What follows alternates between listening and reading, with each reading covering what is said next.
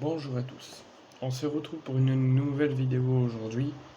On va parler et on va faire surtout un JT-OM où il y a énormément d'infos, de grandes infos que je peux vous faire parvenir.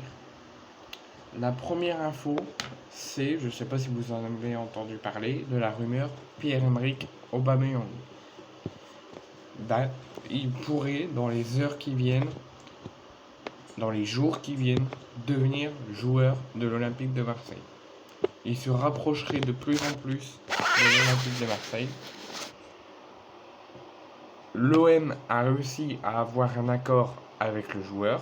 Le joueur est d'accord pour quitter Chelsea et rejoindre le sud de la France et s'engager à l'Olympique de Marseille. Donc il y a déjà un accord verbal entre l'OM et Aubameyang. Maintenant que Aubameyang a donné son feu vert pour s'engager à l'OM, il manquait juste ça pour que les négociations entre les deux clubs, entre l'OM et Chelsea, pouvaient débuter. Donc ils ont débuté. Pierre-Emerick Aubameyang, donc grâce à ça, se rapproche fortement de l'Olympique de Marseille. Les échanges, les négociations ont déjà démarré depuis quelques jours. Et actuellement, les échanges se porteraient sur un contrat de 3 ans pour Pierre-Emerick Aubameyang. Lui, il voulait un contrat de 2 ans. L'OM lui avait proposé un contrat de 1 an plus 1 an en option. Et finalement, les négociations s'accentuent, se renforcent et on irait finalement à un contrat de 3 ans. Soit jusqu'en 2026, je crois. Son contrat à Chelsea se terminait en 2028, si je ne me trompe pas. Et là, ça irait jusqu'en 2026, un contrat de 3 ans. Chelsea ne serait pas demandeur d'une indemnité de transfert et serait même prêt à le libérer. Donc l'OM se rapproche de le recruter dans deux sens. Se rapproche de le recruter en transfert, mais se rapproche aussi à le recruter gratuitement pour un contrat de 3 ans. Parce que Chelsea serait prêt à le libérer gratuitement, sans que l'OM paye quelque chose. Affaire à suivre, mais c'est en très bonne voie. Aubameyang se rapproche fortement de l'Olympique de Marseille. Et pourrait même être là dès le retour des joueurs du stage en Allemagne et potentiellement pour le match contre le Bayern Leverkusen ou pour le début du championnat et le début de la Ligue des Champions. Deuxième point, c'est comme je vous ai annoncé lors de la vidéo précédente, quand je vous ai annoncé le groupe convoqué par Marcelinho pour le stage en Allemagne, les joueurs sont partis et sont déjà en direction de l'Allemagne. Alors je ne sais pas s'ils sont encore sur la route, s'ils sont déjà arrivés, déjà en train de s'entraîner, mais en tout cas hier, comme je vous ai annoncé lors de la vidéo précédente, ils ont démarré vers 17h, 17h30, vers la fin de journée, au moment où ils ont quitté la commanderie pour se diriger vers Marignane et ensuite à partir de Marignane de prendre l'avion direction l'Allemagne. Donc Marcelinho est parti, il y avait aussi Reynald Lodi qui a fait partie du voyage, Matteo Guendouzi, Amin Harit et dont le groupe que je vous ai annoncé lors de la vidéo précédente. Donc les joueurs, le coach et le staff sont déjà en direction de l'Allemagne depuis hier vers 17h30, 18h. Troisième info, et c'est le gros coup de froid qu'on a eu de la part de l'Olympique de Marseille et de Sheffield, Iliman Ndiaye pourrait ne pas venir à l'Olympique de Marseille.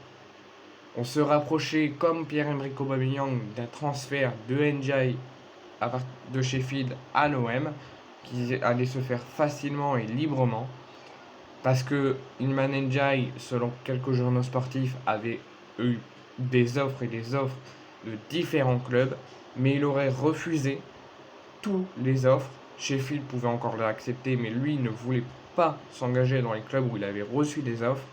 Il avait fait un grand appel du pied à Pablo Longoria. Il y avait eu un accord entre l'OM et Iliman Ndiaye.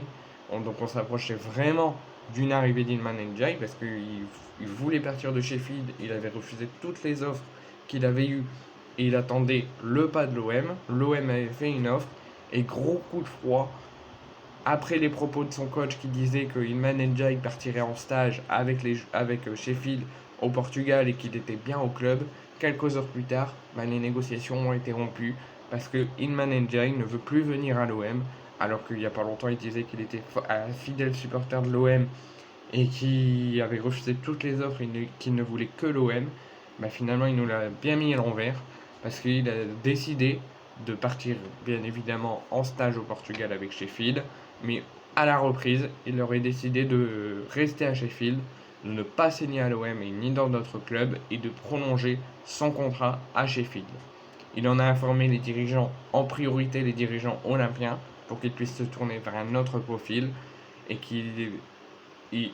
surtout, il a informé, c'est bien, il a prévenu qu'il n'allait pas venir, mais il avait un accord contractuel avec l'OM.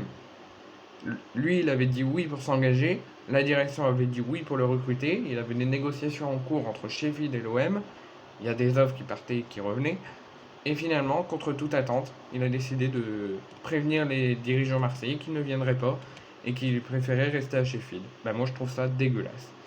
C'est un fidèle supporter de l'OM, il dit oui au club, il a un accord contractuel, les accords entre Sheffield et l'OM sont en cours, et au final, à la dernière minute, il décide quoi? De pas venir dans le plus grand club de France et rester à Sheffield qui joue toutes les années le match 1 et qui n'a jamais joué de Coupe d'Europe depuis un très long moment. Alors que nous, on va jouer la Ligue des Champions, on a de la passion, et au final, il préfère rester dans un club qui joue le match 1. Donc du coup, sauf gros coup et gros retournement de situation, Iliman Ndiaye ne devrait pas s'engager à l'Olympique de Marseille. Nouvelle info que je peux vous donner, l'OM, alors je sais pas du tout si Pogba a un accord avec l'OM, s'il y a des négociations en cours, mais c'est qu'une rumeur et c'est à prendre avec des pincettes, mais c'est un vrai journaliste qui le dit. C'est le journal RMC Sport qui nous annonce que l'OM serait intéressé par l'attaquant de Lille, Jonathan Bamba. Mais c'est vraiment à prendre avec des pincettes, parce que Jonathan Bamba serait suivi aussi par l'AC Milan et par le Celta Vigo. Et entre les trois clubs, on nous annonce qu'il partirait plus en partance pas vers l'OM, mais vers le Celta Vigo. Donc c'est affaire à suivre, peut-être ça va se faire, on ne sait pas. Mais pour l'instant, il partirait plus vers le Celta Vigo. Nouvelle info, c'est l'ancien membre du staff Frédéric Bombard, qui est actuellement l'entraîneur de Nîmes, qui est venu à la commanderie il y a quelques jours là, pour le match amicaux. Et il a fait l'éloge de François-Régis Mouret, le jeune, qui nous avait permis d'aller au tir au but contre Annecy et qui m'avait fait pleurer, qui avait fait pleurer tous les supporters. Il dit, ils ont un avion de chasse à droite, il a une vitesse, c'est une bombe, j'ai bien aimé franchement, je vous le cite sans réfléchir, c'est au-dessus des normes, la vitesse à laquelle il va, explosivité, vitesse, c'est exceptionnel. Ben, il a totalement raison. François-Régis Mouret, c'est un grand talent et je pense qu'il a je vais y arriver, une très grande carrière dans le football, je vais y arriver.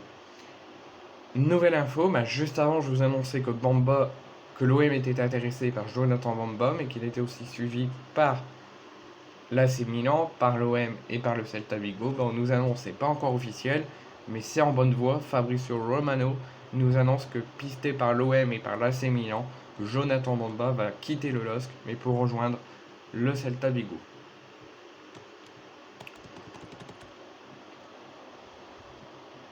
Alors l'OM, concernant les négociations entre l'OM et Chelsea pour Pierre-Emerick Aubameyang, même si l'OM est en Allemagne, la direction ne va pas s'arrêter de travailler. Juste parce que l'OM n'est pas à Marseille. L'OM est en Allemagne et c'est Fabrizio Romano qui l'annonce. La direction olympienne et la direction de Chelsea vont discuter cette semaine-là, de Pierre-Emerick Aubameyang pour trouver un accord entre l'OM et Chelsea et pour laisser le Gabonais rejoindre l'Olympique de Marseille. Donc comme je répète, l'OM a un accord entre Pierre-Emerick Aubameyang et l'OM, donc un accord contractuel.